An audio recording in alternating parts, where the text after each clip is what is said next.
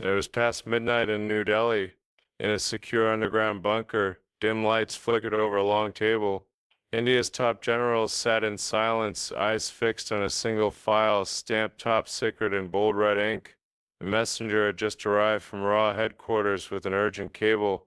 Pakistani nuclear units may be moving to operational status. The room was thick with tension.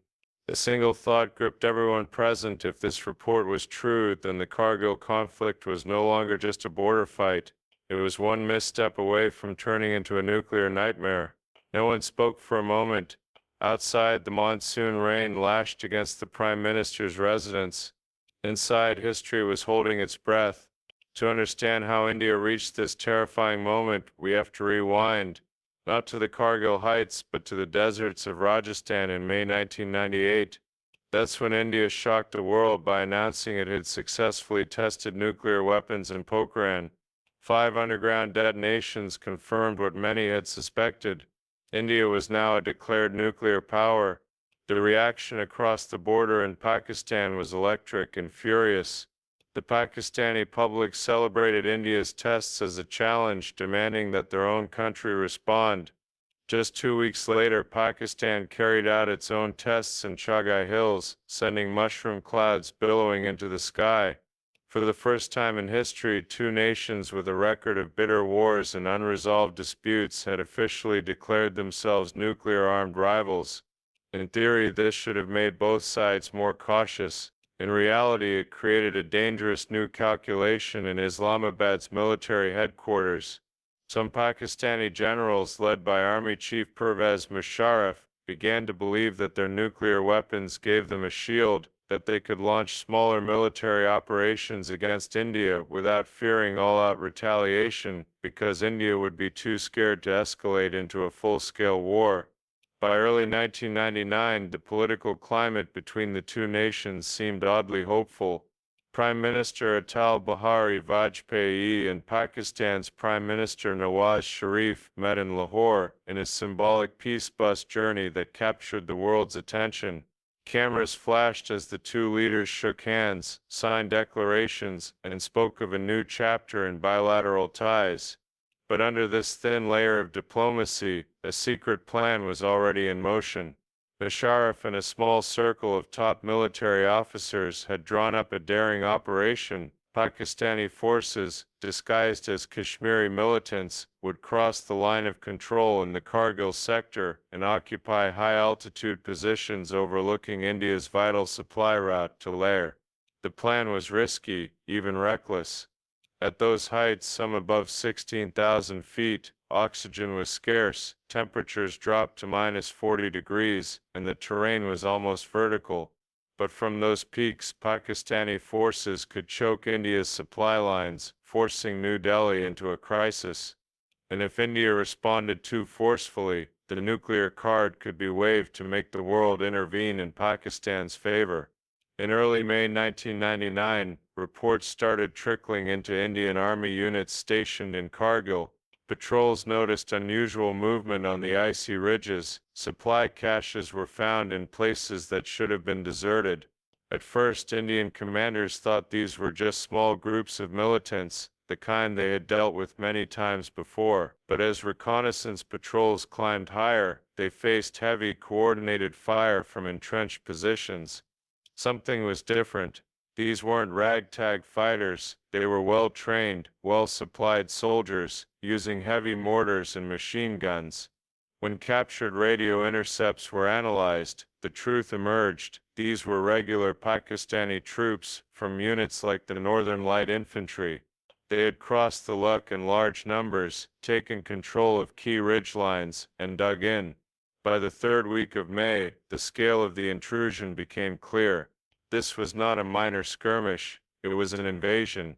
Indian military planners faced a dilemma. A direct assault up those icy slopes would be bloody and slow, but allowing Pakistan to hold those positions would threaten the entire region's security.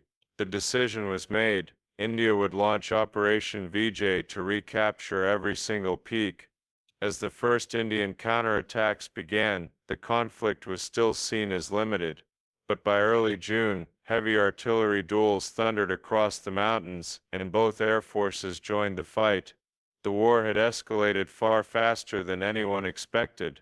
It was at this point that the whispers began. Pakistan might be preparing to escalate beyond conventional weapons. Western intelligence agencies picked up signs that some elements of Pakistan's nuclear forces were on the move. Satellite images showed suspicious activity at known missile storage sites. For the Indian leadership, the challenge was clear: win the war decisively, but without giving Pakistan any excuse to cross the nuclear threshold. This would require precise military planning, constant intelligence monitoring, and delicate diplomatic moves behind the scenes. And as June 1999 rolled on, every decision taken in those war rooms could mean the difference between victory and a disaster that would change the world forever. By mid-June 1999, the icy heights of Kargil had become the scene of some of the most brutal high-altitude battles in modern history. The Indian Army faced the impossible task of climbing near vertical slopes, in freezing winds, under constant machine gun fire. Every meter gained came at the cost of blood. Artillery shells screamed through the thin mountain air, smashing into ridges and scattering shrapnel across the snow. The Bofors guns, stationed miles away, thundered day and night, pounding enemy positions to soften them up before infantry assaults. Even the roar of aircraft, MiG-21s, MiG-27s, and Mirage 2000s, became a daily soundtrack to the war.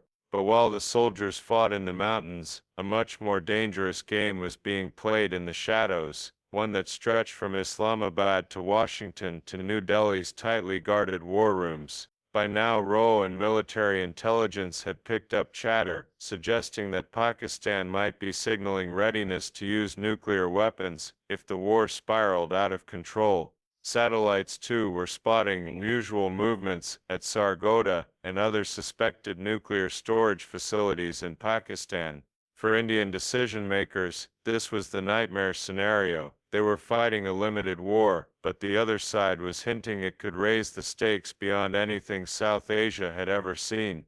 The CIA quietly passed word to New Delhi: "We believe Pakistan has moved some of its nuclear-capable missiles to dispersal points." At the same time, the Americans also sent a blunt warning to Islamabad: any use of nuclear weapons would be met with catastrophic consequences. Inside Pakistan, General Pervez Musharraf was playing his own high-stakes game. He believed India could be pushed hard enough to accept a ceasefire on Pakistani terms. The nuclear hints were part of that pressure, a way to make world powers rush in and force India to stop. Prime Minister Atal Bihari Vajpayee and his Cabinet Committee on Security met almost daily during this period.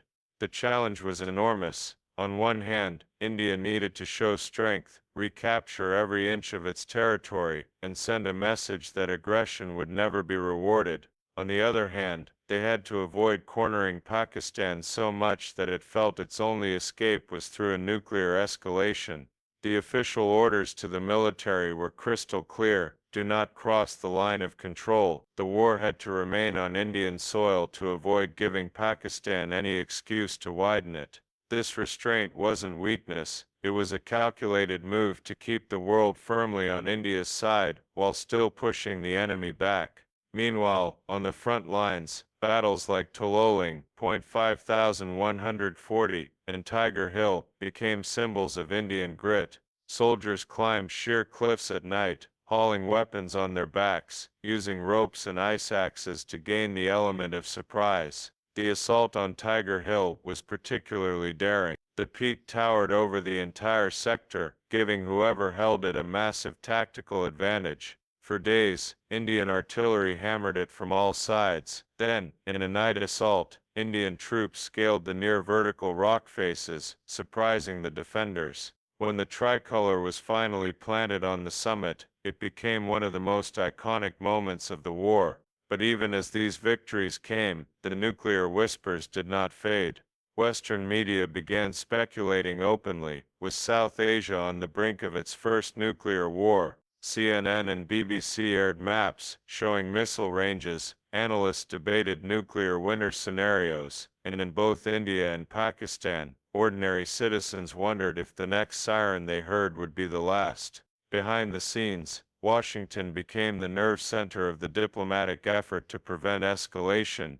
U.S. President Bill Clinton refused to meet Nawaz Sharif unless he agreed to pull his forces back across the Lok. At the same time, envoys worked closely with Indian diplomats, assuring them that America understood Pakistan was the aggressor. For India, this was a rare alignment of military, diplomatic, and global media pressure. Pakistan was increasingly isolated, and its nuclear posturing was making it look desperate rather than strong. But the war was not over. Every day that Pakistani troops held their positions meant more casualties for India, and more chances for a miscalculation that could trigger disaster. The moment of greatest risk came in late June. Intelligence suggested that a particular Pakistani missile unit had moved into launch configuration. The Americans reportedly went into a state of high alert. In New Delhi, the War Cabinet met in secrecy to discuss, if a nuclear missile was launched, how should India respond? The answer was grim. India's retaliation would be devastating, aimed at ending Pakistan's ability to fight as a modern state. This was the closest South Asia had ever come to crossing the nuclear threshold. In the end, the missile was never fired. Whether it was simply a bluff, a test, or an aborted plan, remains debated to this day. But those 48 hours were enough to convince the world just how dangerous the Kargil War had become. By early July 1999, the momentum had shifted completely in India's favor. The Indian Army had recaptured key peaks like Tololing, 5,140, and Tiger Hill, breaking the backbone of Pakistan's infiltration. The soldiers were exhausted, battered by weeks of high-altitude combat, but their morale was unshaken. Each victory was reported widely in the Indian media, fueling public pride and political pressure to end the conflict decisively. In Islamabad, the mood was very different. The Kargil gamble had backfired. Pakistan's leadership had believed they could occupy Indian territory, deny involvement, and then negotiate from a position of strength. Instead, the world had seen through the ruse. Even traditional allies were hesitant to defend Islamabad's actions. The nuclear hints, meant to intimidate, had only increased global suspicion and urgency to pressure Pakistan. The final nail came on July 4, 1999. Nawaz Sharif, desperate to avoid a total military collapse, flew to Washington to meet U.S. President Bill Clinton. In a tense meeting at Blair House, Clinton was blunt. The U.S. would not intervene unless Pakistan immediately and unconditionally withdrew from Indian territory. Clinton also reportedly warned Sharif of the catastrophic consequences of any nuclear escalation. While the full details remain secret, some accounts suggest that Clinton showed Sharif satellite imagery of Indian troop movements and U.S. intelligence on Pakistan's nuclear sites, making it clear that if the war crossed the nuclear line, there would be no winners. Sharif had little choice. He agreed to a pullback, a decision that angered the Pakistani military, particularly General Pervez Musharraf, who felt the political leadership had surrendered too soon. This rift would later explode in the form of Musharraf's coup against Sharif later that year. As Pakistani forces began retreating in mid-July, Indian troops moved in to reclaim the last pockets of occupied territory. The war had cost India over 500 soldiers' lives and left thousands wounded. Pakistan's losses remain officially unacknowledged, but are believed to have been higher. Despite the heavy cost, India had achieved its objectives without crossing the line of control, a move that not only won it moral high ground, but also global sympathy. Internationally, the Kargil War was seen as a reckless misadventure by Pakistan, and India emerged as the responsible, restrained nuclear power. The Kargil conflict left deep marks on both nations. For India, it was proof that military preparedness and international diplomacy could work hand in hand. It also showed the importance of intelligence, The initial infiltration might have been detected earlier if surveillance had been stronger. For Pakistan, the war was a sobering lesson in miscalculation. The belief that nuclear weapons could shield any level of aggression had been tested and failed. Nuclear brinkmanship had not forced India to back down, and instead, it had isolated Pakistan on the world stage. The global community, too, learned something critical in South Asia. Even a limited conflict could spiral into a nuclear confrontation with alarming speed. This realization shaped future U.S. and international diplomacy in the region, leading to stronger back-channel communication during later crises. Even today, more than 2 decades later, the ghost of Kargil haunts South Asia. The mountains may be quiet now, but the nuclear shadow remains. Both India and Pakistan continue to modernize their arsenals, and political tensions can still flare unexpectedly. Kargil was not just a battle for terror, it was a test of nerves, strategy, and restraint in the most dangerous neighborhood on Earth. The day the world feared India and Pakistan might go nuclear passed without disaster, but it left a lasting reminder: in this part of the world, peace is never guaranteed, and the line between war and annihilation can be terrifyingly thin.